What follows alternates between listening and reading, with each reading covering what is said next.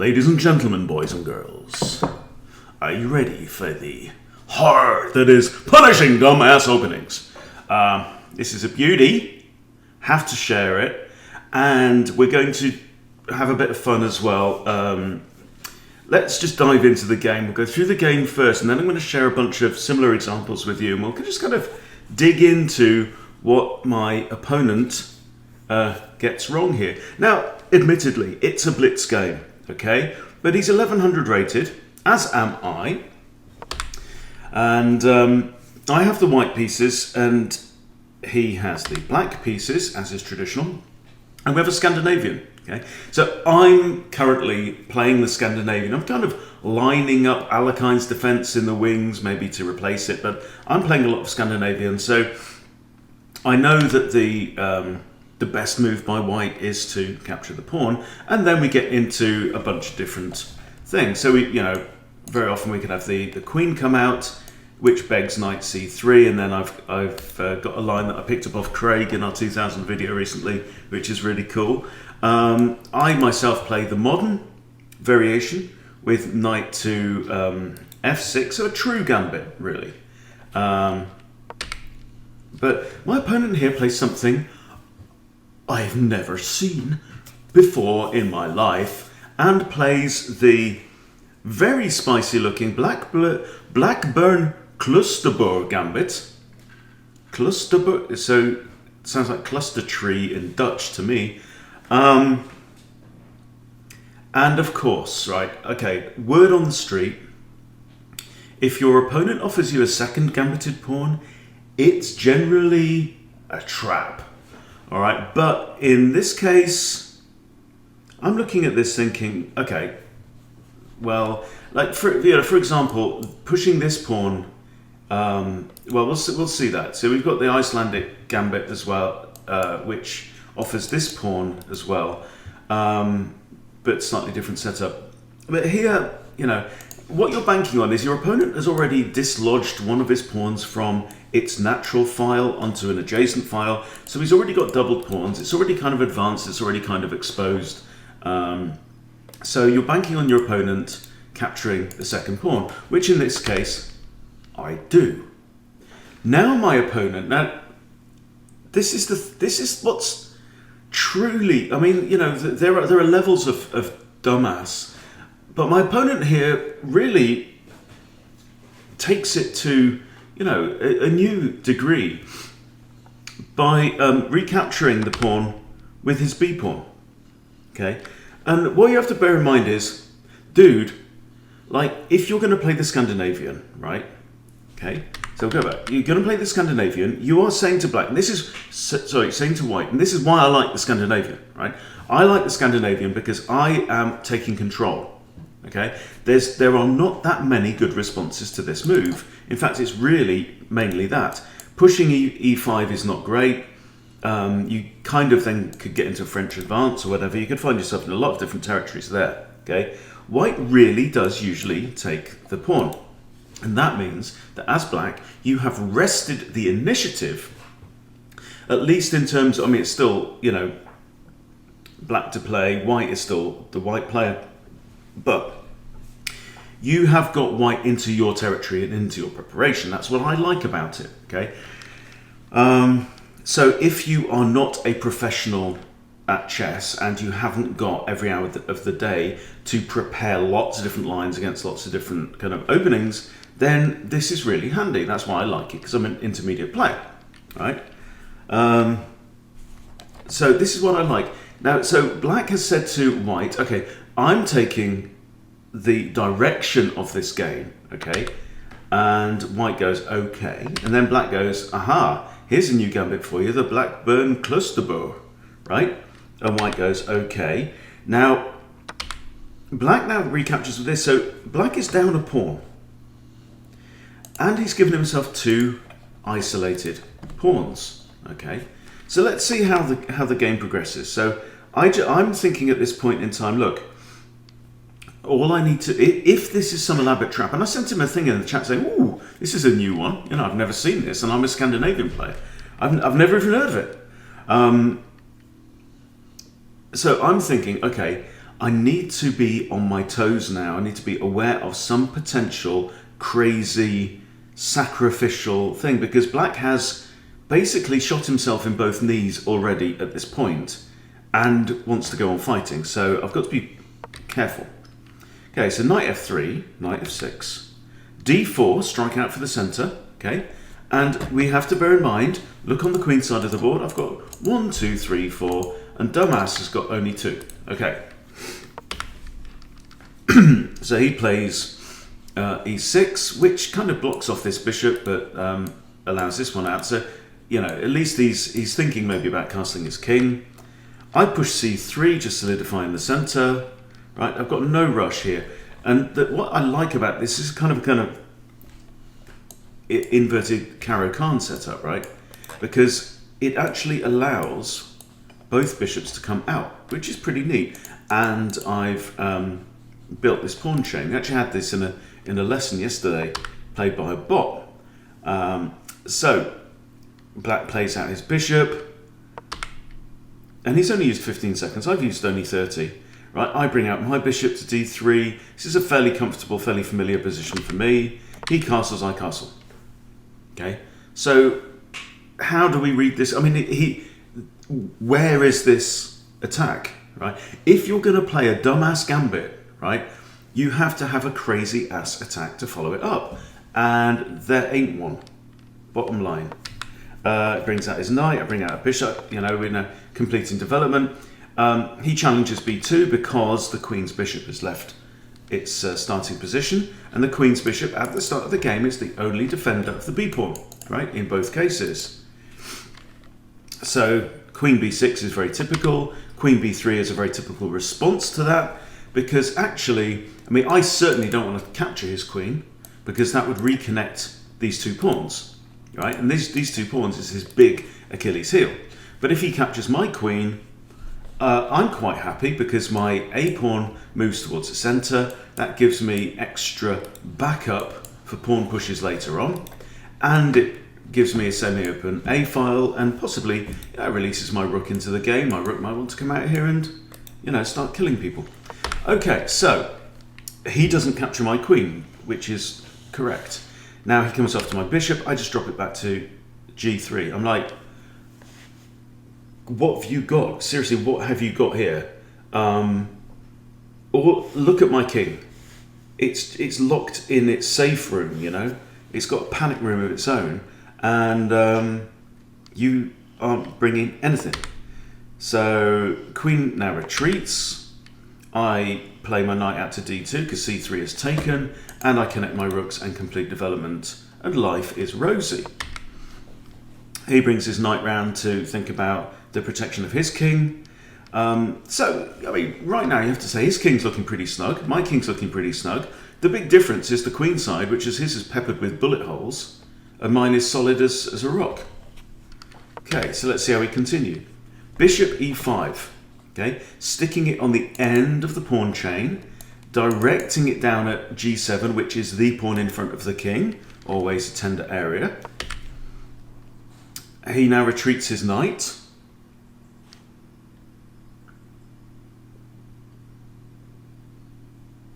And I have no explanation for that move. Maybe you do. I mean, he could actually, you know, he had this as a forward option at some point. Also, this knight's defending this knight. And it's so, you know, right, there were 3 pieces in between my queen and his king, and now there are only 2. I honestly, unless, is he thinking about coming back here? But they're doing the same thing. It's just defending that knight.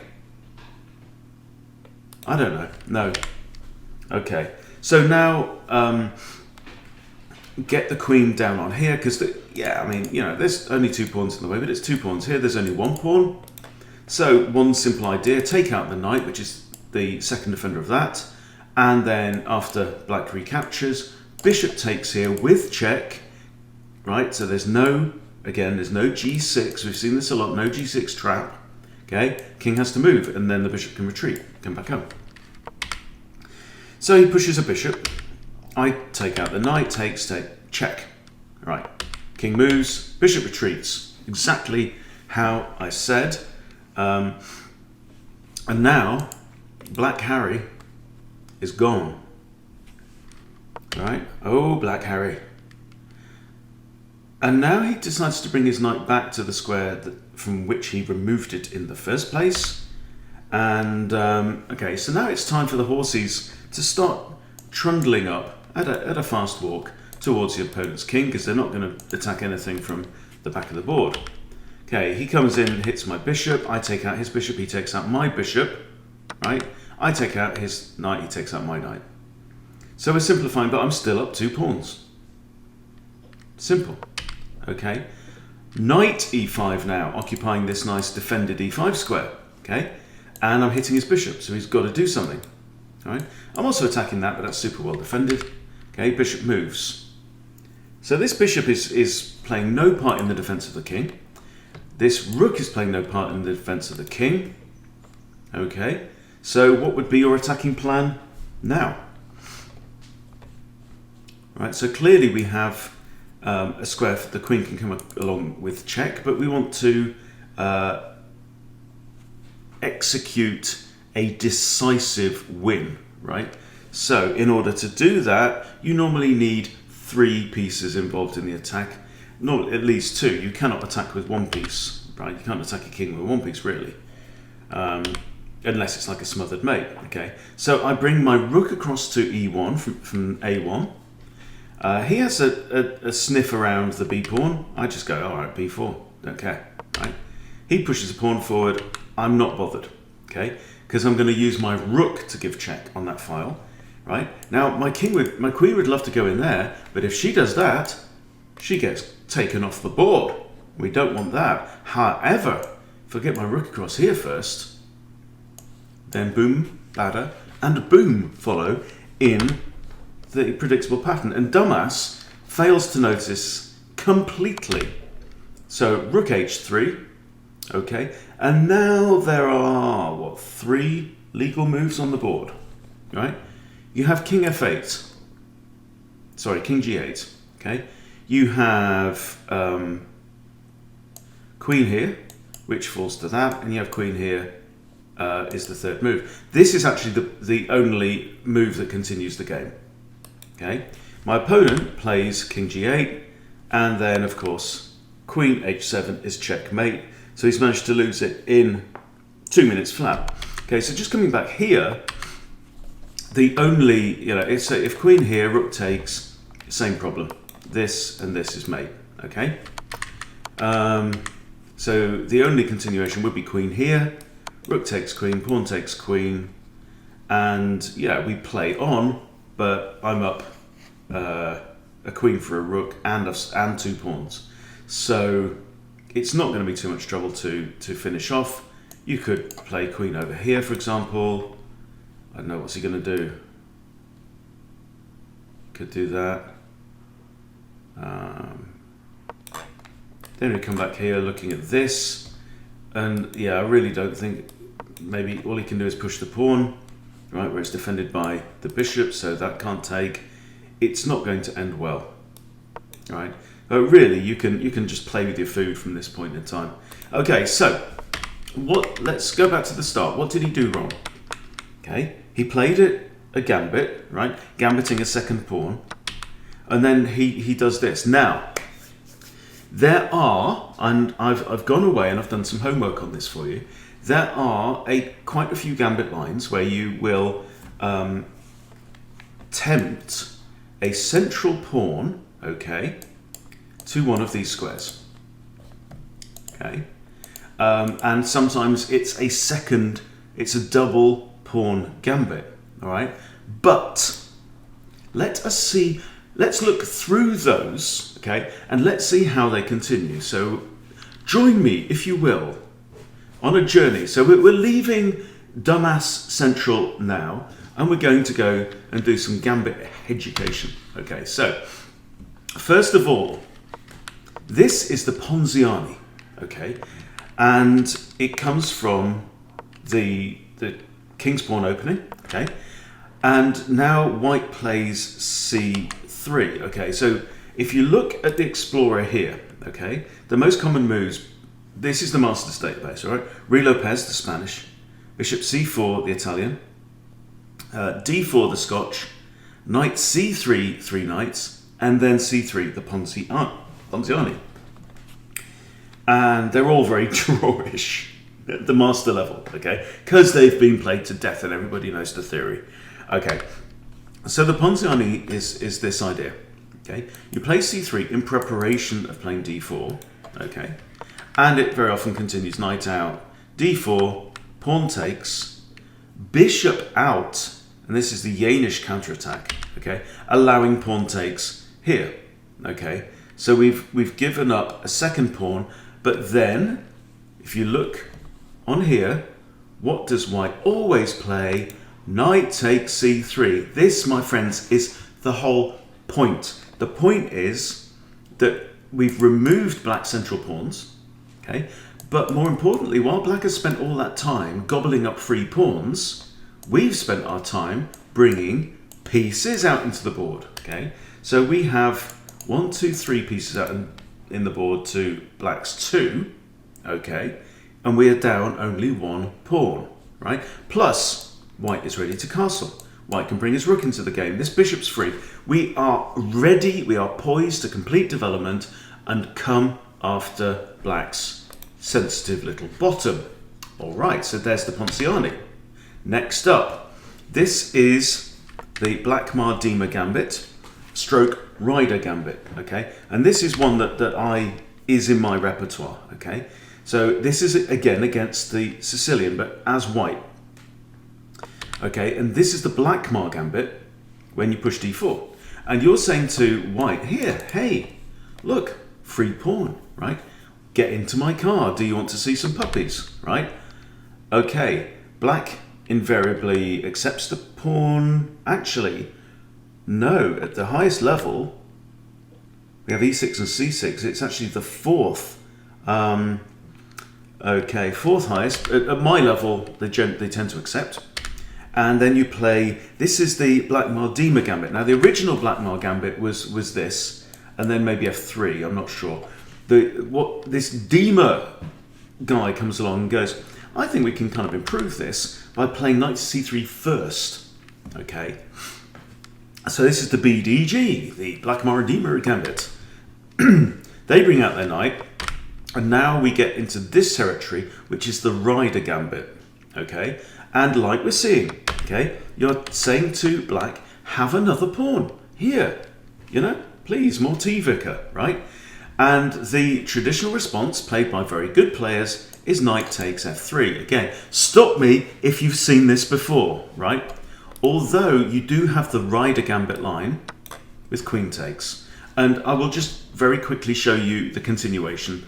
I know I've shown it before, okay? And what you're doing is you're actually undefending yet another pawn, okay? But there's a very, very fun trap here where black grabs the other pawn, you develop, right, hitting the queen.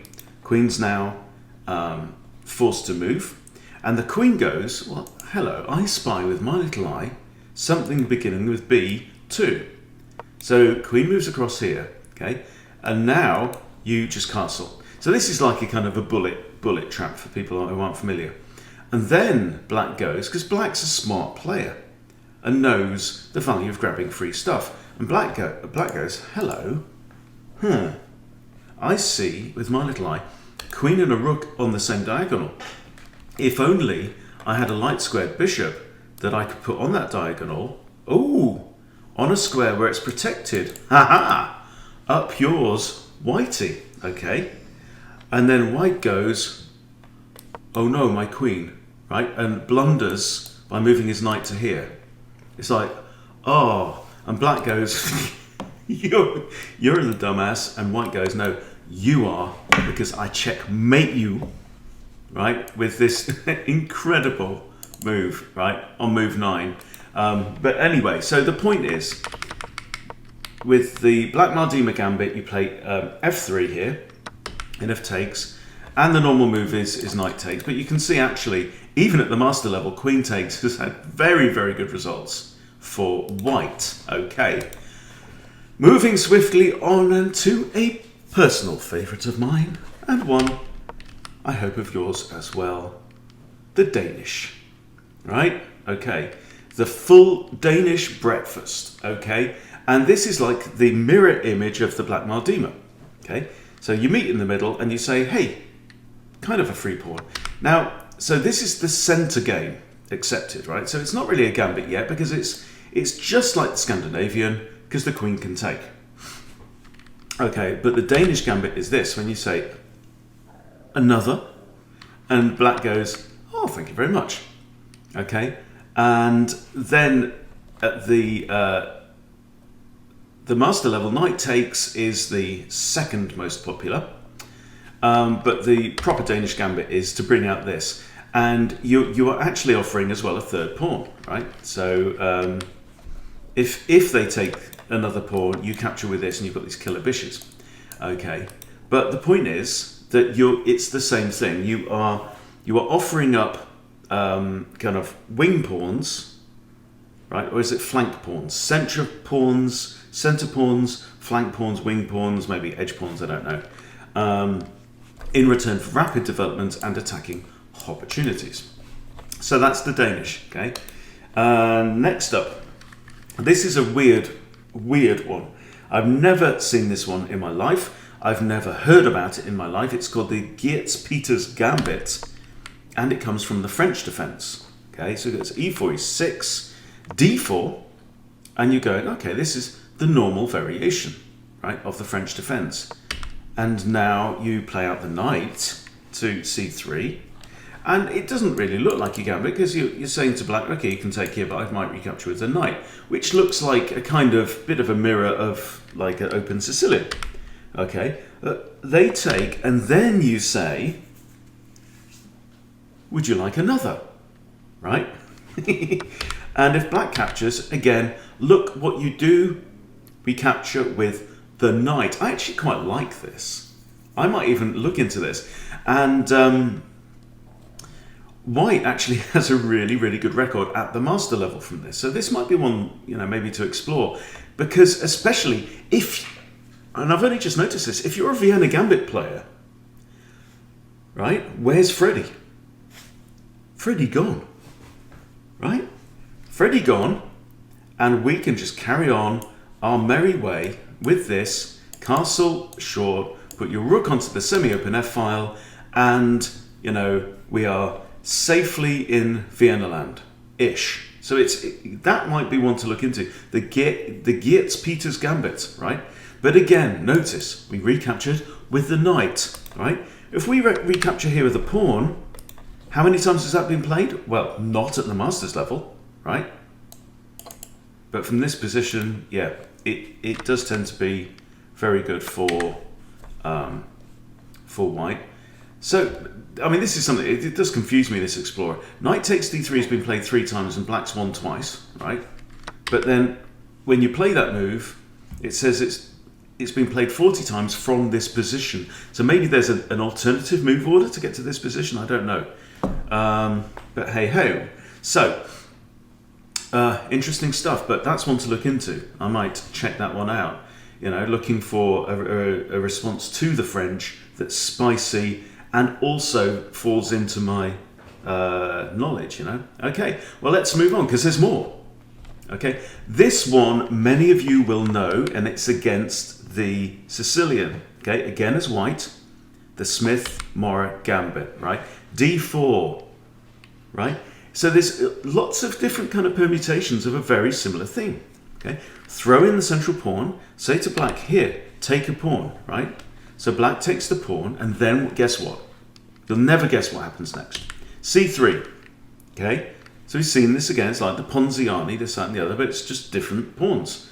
Okay, and if takes, the next move is, all together now, that's right, knight takes c3, okay? B takes c3, has been played at the master level 1 time, and has resulted in a draw, okay?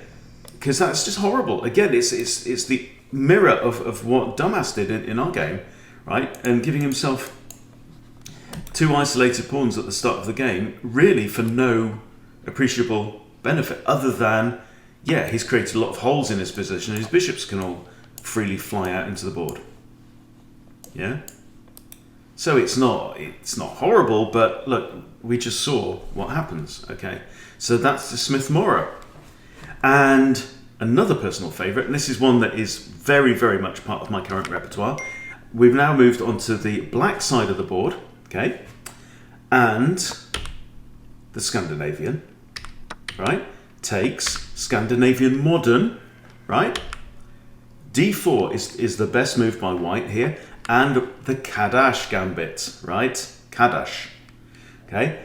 We're offering the C pawn again, and again, what we're looking at is we're looking at putting pawns on these 4 squares, right? Our flank pawns, and we're trying to tempt away the central pawns, okay? And in the Kadash Gambit, I mean, there's a few ways it can go, but this is what you want to see, and then actually we play this, and there's a few ways, but after this, queen takes, king takes, can no longer castle, knight comes in, threatening the fork, right? And this is actually not very good for white at all. You can come back, you can capture that pawn, you very often capture that pawn. Sometimes you might wait for them to take there and then release the bishop. But there's lots and lots of lines in that. Really, really nice gambit, particularly at my level. Okay, right. Another one as black. And we are in a super spicy. I don't know why it's called the England Gambit when it's that spicy. Should be called the Vindaloo Gambit. Anyway, so the England Gambit, D4, E5. And now at the master level, most title players do not capture here. They actually play E4, which is, I don't know, what does that do? That is then the centre game. So we actually, that's interesting. So you can transpose into a Danish Gambit if your opponent plays the England Gambit against you. Interesting stuff. Anyway, okay, so I kind of messed up the England Gambit bit, so we're going to fill that back in. Okay, so let's see what happens in the England Gambit proper, because I took a deviation and then lost the notes that I've made. Okay, so we offer the pawn, white takes the pawn, black plays his knight out to attack the pawn, black plays his knight out to defend it, and then queen e7. So this is very typical. Then you can get into this line with the bishop coming out and the queen coming out here with a fork on the bishop and the king and stuff like that. But if that's not played, queen d5, okay, comes out to defend the pawn a second time. That's another way that white can defend the pawn. Okay, and now here comes the move, f6, like we've seen. Black brings out the pawn and now has 1, 2, 3 attackers on this pawn with only 2 defenders, and white here goes, I will take the pawn, and then again we recapture with the knight. Now this is actually very, very good for white at the high level, but knight takes f6 at the master level has always been played. That is the point. Okay, and then finally we will come back to the Blackburn Klusterberg Gambit. As we saw in the game itself, from the Scandinavian accepted, take this, and in the master's database, what do we see? Okay, move number 1, knight takes c6. This guy, not him, this guy, been played 30 times out of 34 games, okay? However, with a 60% win rate for white. So, you know, even when you don't completely make a utter bollocks of it on move 3, it's still better for white if you are playing masters. Okay, the next move is e5, so that's number 1, number 2 is e5, and number 3 has been played 1 time at the master level, and obviously black lost.